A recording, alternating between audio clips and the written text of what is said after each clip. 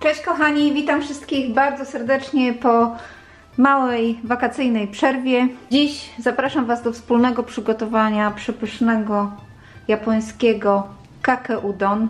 Jest to taka najbardziej, można powiedzieć, podstawowa wersja udonu.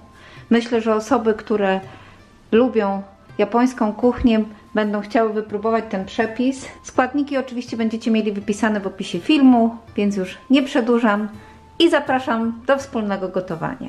Na początek zrobimy awase dashi. Jest to taka baza do właśnie bulionu do kake udon. Mam tutaj przygotowane płatki bonito, suszone sardele i kelp oraz zimną wodę. I dokładnie mam 15 g katsuobushi, 10 g kelpu, 10 g sardynek suszonych.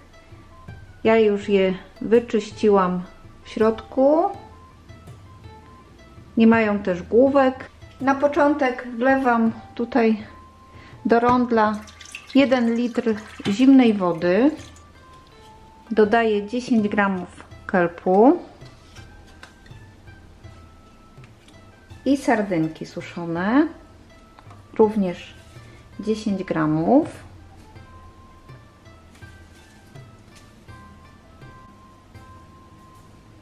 I zostawiam na 30 minut. Po upływie pół godziny wrzucamy płatki katsuobushi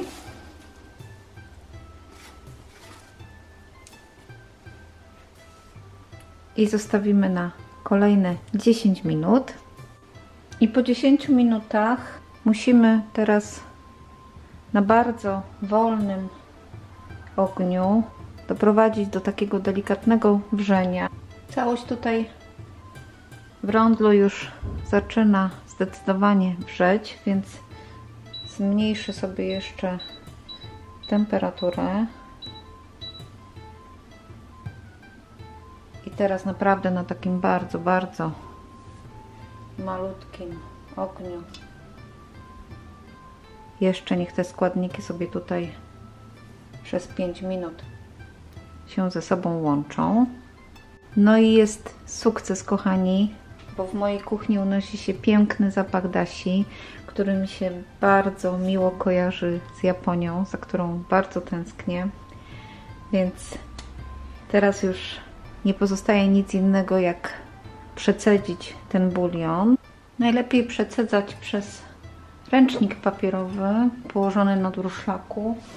Ja sobie delikatnie będę przy pomocy chochli tutaj przekładać, bo znając moje umiejętności, to jakbym chciała całość przelać teraz przez durszlak, to wszystko by wylądowało na zewnątrz, a naprawdę szkoda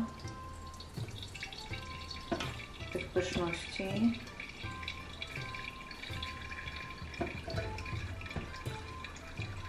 Jak już sobie całość przecedzę, pokażę Wam, jaki piękny, taki słomkowy kolor jest tego dashi. I awase dashi jest już odcedzone. Jest naprawdę bomba umami. Jestem bardzo zadowolona z efektu. Oczywiście musiałam spróbować, czy wszystko jest ok. Jest jak najbardziej ok, także polecam. I zaraz przejdziemy do dalszej części gotowania. Z powrotem przelewamy już odcedzone dashi do rondla. Ja go oczywiście delikatnie przemyłam. I na tą ilość dashi dodajemy 5 łyżek sosu sojowego. Tak, dokładnie. Oczywiście bez pokrywki. Takie rzeczy się zdarzają. Nic się wielkiego nie stało.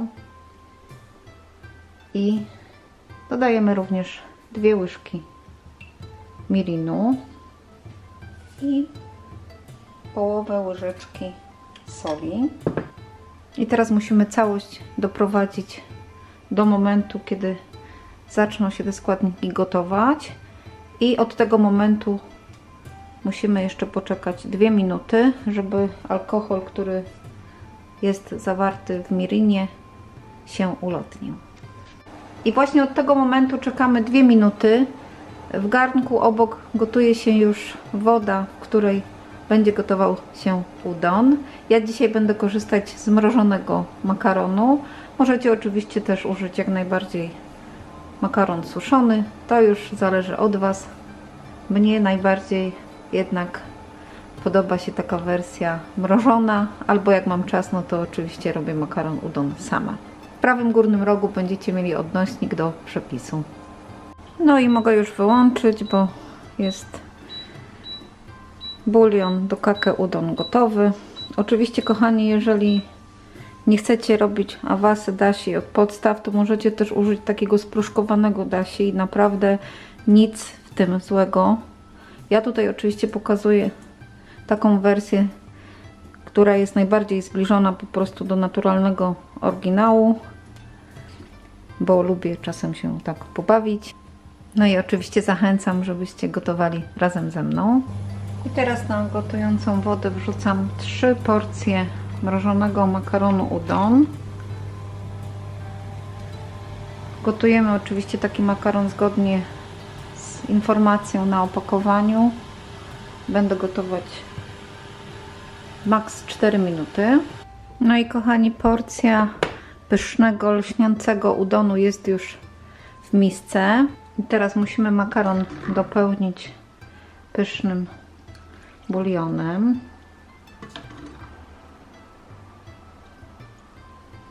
O, jeszcze troszkę. I dziś dodam dużo zielonej cebulki.